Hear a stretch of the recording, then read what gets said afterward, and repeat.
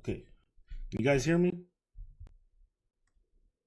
Can you guys hear me? I want to make sure that you can hear me.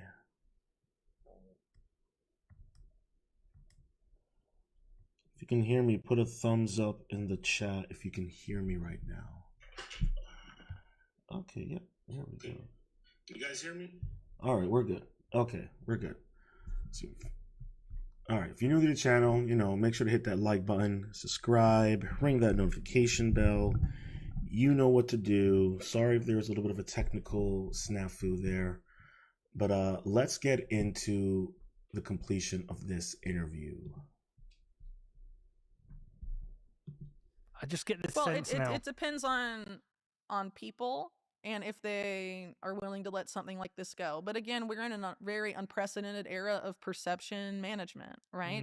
Where there are tons of, we've produced by interacting with the digital world, the internet, we have produced tons of data on ourselves that have been sucked up by companies that use AI to analyze all of that and profile on us. And they know how to socially engineer things in ways now that I'm sure they wish they had decades before. And, where do people go to get their news? Well, it's on all these platforms that big tech, controls. And big tech, whether it's Google, whether it's Palantir, whether it's Microsoft or LinkedIn. I mean, Epstein was friends with all those executives. Amazon, Jeff Bezos and Ghislaine Maxwell were reportedly very, very cozy. I mean, is there anyone not implicated? Sure. I mean, I'm not trying to say. A lot of people try and discredit me by saying I say absolutely everyone's associated with Epstein, but I mean, this is stuff that's been reported on. Yeah. Right. So, Sergey Brin of Google, his money was being managed by Epstein at JP Morgan. It came up as part of the JP Morgan USVI case. I mean, he was subpoenaed as part of it. That case was settled out of court to make those types of problems go away. Another person that came up in that case in Discovery, Benjamin Netanyahu of Israel. So it's not just Ehud Barak, because Netanyahu used to use this against Ehud Barak in the political campaign, being like, oh, he has an Epstein tie and I don't. Well, it turns out that's not as true as we had thought, right? Okay, so we rely on the independent media sometimes to do some of the investigation or ask the questions. Sure. Does that feel like that's been captured as well? Well, Rumble is the competitor to YouTube, and it's funded by Peter Thiel and JD Vance and people like that. It's just taking Tether money. Tether money? Yeah. Tether have invested. I know you've invested in them. Mm-hmm. Okay. So the Brock Pierce co-founded Brock Tether. Pierce is a weird motherfucker. Yeah, he was one of Epstein's cryptocurrency guru guys, came to the island to talk to him about crypto. Yes. After being involved with the digital entertainment network pedophile scandal. Yeah, I always wonder on that one. Was Brock Pierce an abuser or abused himself? I think he was probably both. Yeah. But I think as a Disney child star, the abuse probably started long before he got in the Mark Collins Rector network. Yeah. Okay, so there's an interview on the Higher Side chat, and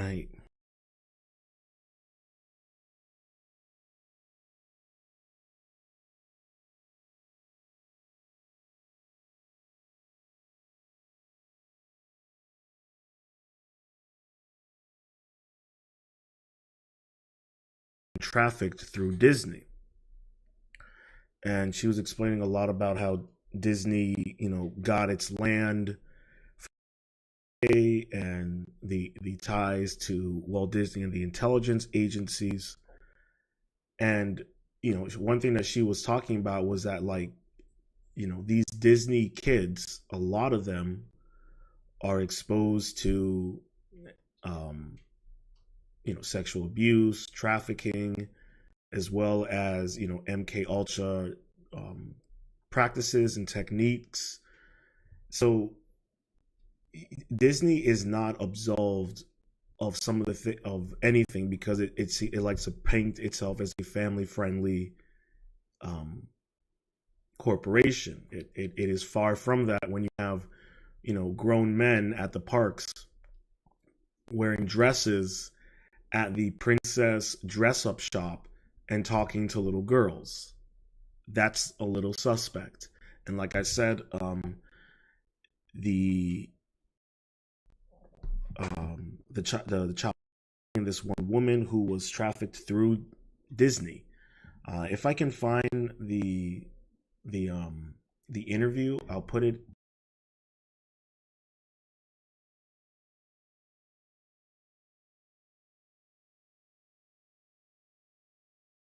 Heinous, horrible things. Yeah. But I think it's fair to say that Ghislaine was probably abused by either her father or people around him. Right. Because that relationship, I feel bad for the way she was raised. It seems like a very traumatic rearing. And I think that's probably true of all the Maxwell children, but it seemed like his control, the way he controlled Ghislaine was different. And his boat was the Lady Ghislaine. Yeah, and he had like a sexualized portrait of her up in it. I mean, it was very weird.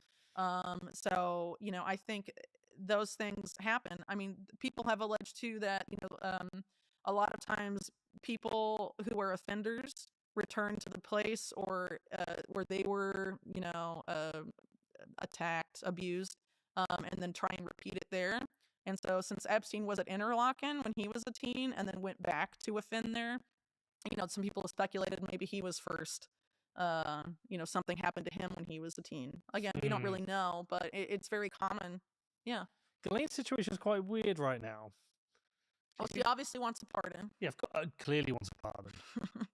It could be a useful person for a pardon. Yeah, but I mean, again, she also doesn't want to implicate herself in anything. So, you know, every time she's had a deposition, she's been like, absolutely everyone powerful is innocent of all charges. I mean, she doesn't want to die. She thinks her father was murdered. She thinks Epstein was murdered. She doesn't want to get she doesn't want to suicide. She doesn't want to get murdered, and she wants to get out of jail. I mean, it should be obvious. I don't know. I mean, there were headlines during, you know, before Trump came back in office that she was trying to talk to the Biden administration to give them dirt on Trump. I mean, she's just someone trying to wiggle her way out of a big problem. Yeah. God, this whole fucking thing's mental.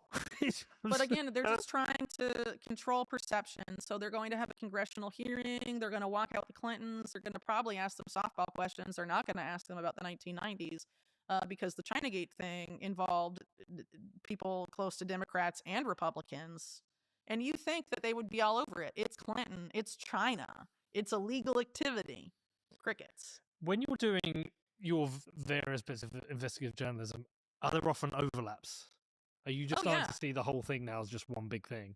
I mean, there's always overlaps. Yeah, it's crazy. Yeah, it feels like you're writing about the same story. Yeah, it's just one big over and over again. Yeah, well, because it's a criminal network that has operated without impunity, and they've been able to pop off their competition, and so they consolidate control. They centralize control, and so you know they're just going to keep doing that. I mean, Peter Thiel frames himself as a libertarian, but he's not. He says stuff like, free market competition is for losers. If you want to get rich, build a monopoly. That's what these people have done. I mean, they've done it very successfully. And Thiel in particular, when he builds monopolies like Palantir, he does it with state involvement. PayPal, when they were making PayPal, they say they went to every 3-letter agency to talk to them as they were setting up their company. The thing is, it becomes very hard to not look at the world through the lens of conspiracy, because even where I'm in the UK at the moment, we've got people going to jail for writing tweets, right? We got minor, you know, we as normal people are held to such high standards in terms of crime and the law, but these people have committed some of the most heinous, horrific crimes and get away with it. It is just it's this weird kind of, I don't know, it's like this global bourgeoisie that gets to run the world, and we're just this global network. Yeah, I mean, plebs. They are unaccountable because they've captured the institutions that would make them accountable. They've theoretically captured everything. Yeah, by this point, but I mean, this is something that's been going on for decades. If you have Samuel Pisar go before Congress, he's practically bragging about it, and he's like, "Yeah, the nation states are relevant because all of the companies that fund our U.S. politicians are going into business with our ostensible adversaries, and now there's that's who the businesses run the world. What's now the nation state, the governments don't. It's businesses. Now governments are the enabling environment for policies written by the richest people in the world via groups like the World Economic Forum. That's where all the billionaires go. You know, those think tanks, those entities, they make the policy and they filter them out to the governments, and the governments are the enabling environment for policies written by billionaires. You can kind of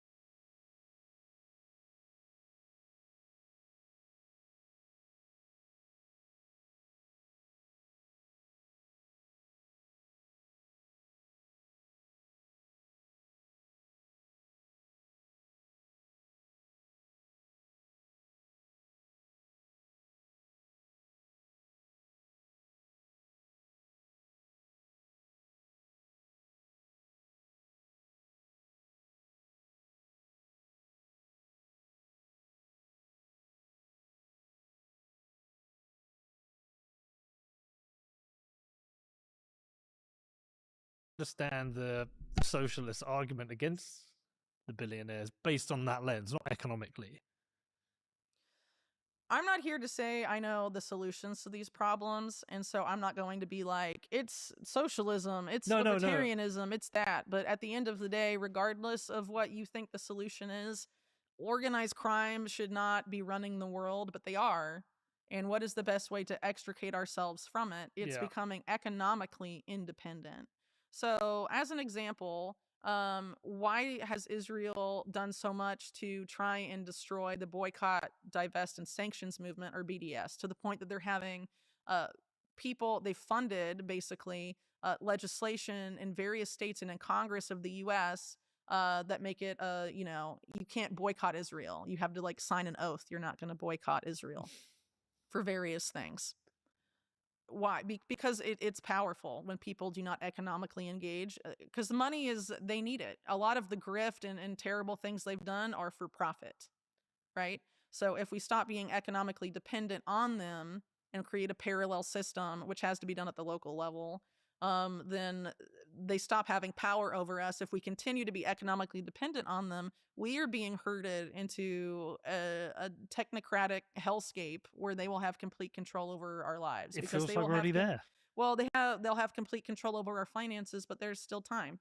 Once they eliminate cash and they have us all on surveillable, programmable money, whether it's public sector, this public sector version of that in CBDCs, or the private sector version of that, which is, you know, in the US dollar stable coins, which are openly partnered with the US government, like Tether. It's a public-private partnership. Tether has the FBI and Secret Service on its platform. They openly say we're a partner for US dollar hegemony. You know, it's a public-private partnership. Those are the two models we're dealing with here. And that's not freedom money.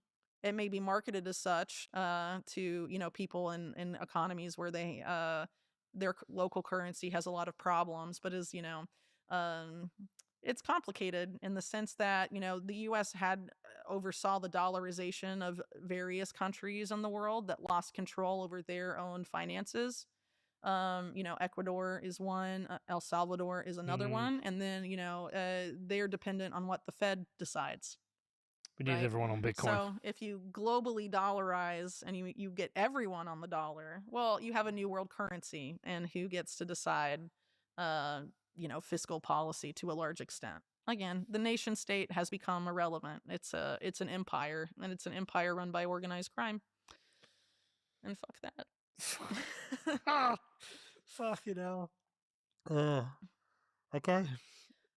Well, final question. Economic dependence is not a good idea. If you don't want to be somebody's slave, you have to stop using the slavery money. And that's why I think it's so important that we as individuals and as citizens, we really have to focus on getting control of our local governments and voting out people who essentially do the bidding of the federal government and don't allow us to be able to actually live independently from the federal government. I mean, that's kind of why we have states.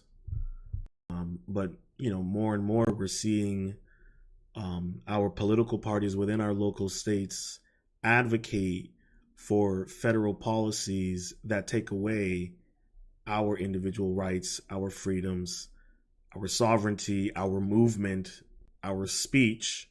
You're seeing that right now. You see Pam Bondi going full communist, and much of that is because we have manufactured the consent to allow our government to create policies that essentially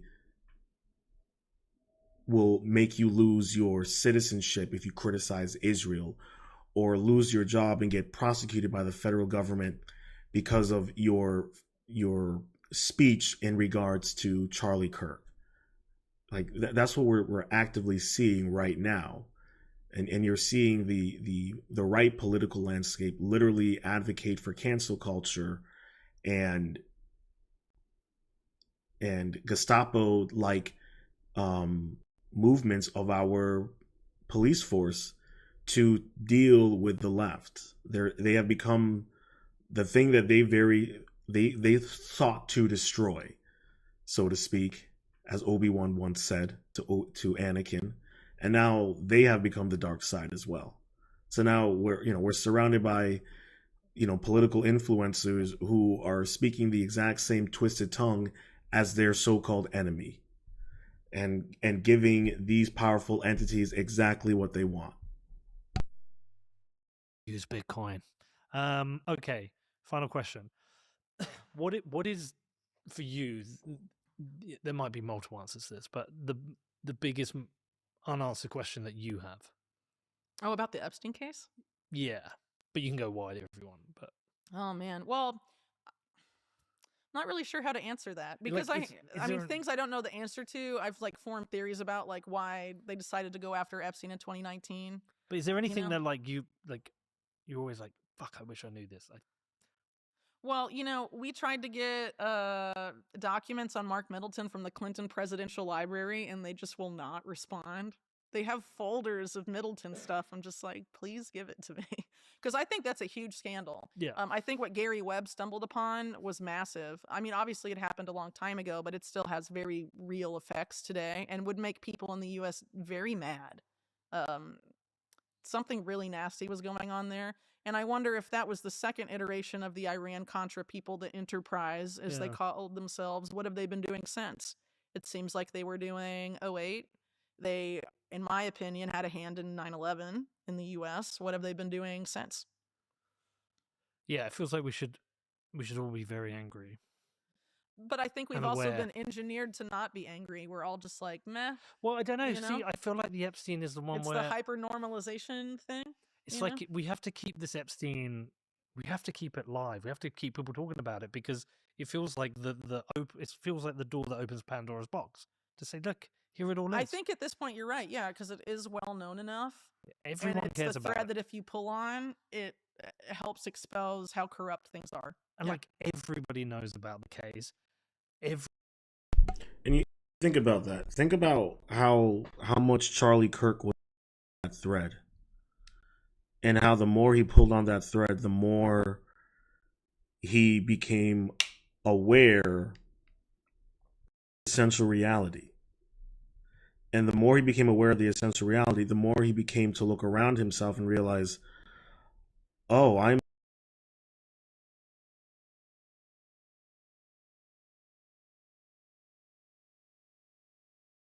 something that we have to kind of think about when it comes to what this Epstein situation opens, is that it just opens different threads that people can pull on, and you can go down these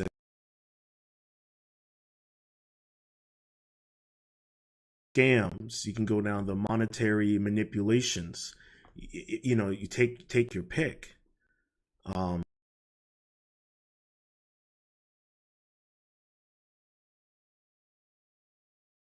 Situation, or you might find yourself in a life and death situation, and perhaps Charlie found himself in both, and the threads that he were pulling on were the very same threads that were supporting him, forming him. So we have to really think about that when it comes to the Pandora box that is Epstein, and how, yeah, he's just one cog in the machine, but he's that one cog that can essentially stagnate and rust. So there's something to keep in mind as you further explore this world that we live in. Everybody was waiting for them to release the files. We were all disappointed. We just got to keep it front of mind, and people got to keep saying, no, this is not acceptable. Like, give us the fucking files. Tell us what's going on. And let it all fucking burn down.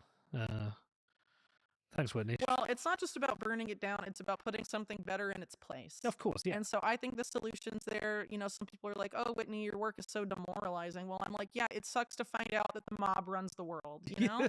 But the question is, or do you just want to let them keep running it because it bums you out? Or do you want to say, screw you guys, we're going to build something else and get off your, you know, slave plantation, basically? Yeah, fuck you guys. And I am in the group of, I would like to build something else. I have 3 kids. I do not want them living in a world run by the mob. You know?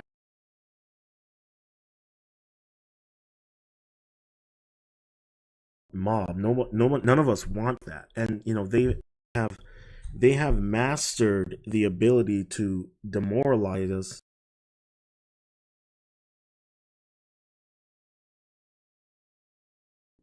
allow, you know, essentially to convince us and trick us into giving them consent to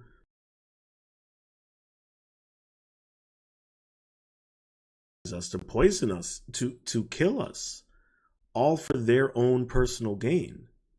You know, they can't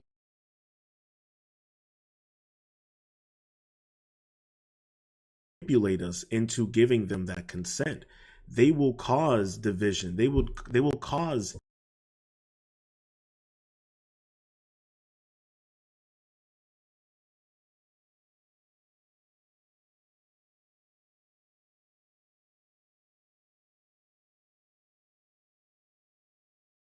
I agree. So what are you going to do about it? I mean, it starts locally. It starts with your community, because that's where we can actually affect change.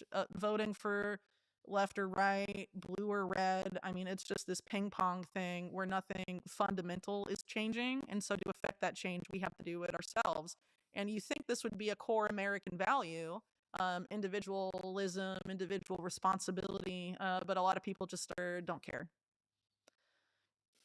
And so, you know, that sucks. But I think those of us that do care need to take steps to be as independent from the system as possible, because every so often this predator class, they do wealth transfers, or they orchestrate and manufacture events, and they make a big grab, not just for our money, but for our rights. I think, and we're at the point where we can't really keep losing money and rights without there's not many left. being so deep in a hole that we can't climb ourselves out. Can't climb out. So what should we do? Before that happens, there is an important window of time to do something about it in our local community and for our families and our friends and our neighbors. And we have to do something, because if we don't, and that thing happens, oh, well, I watched all these podcasts and learned about how corrupt everything is, but you know, and I think they spend a lot of time trying to keep us distracted on all sorts of things and sucked into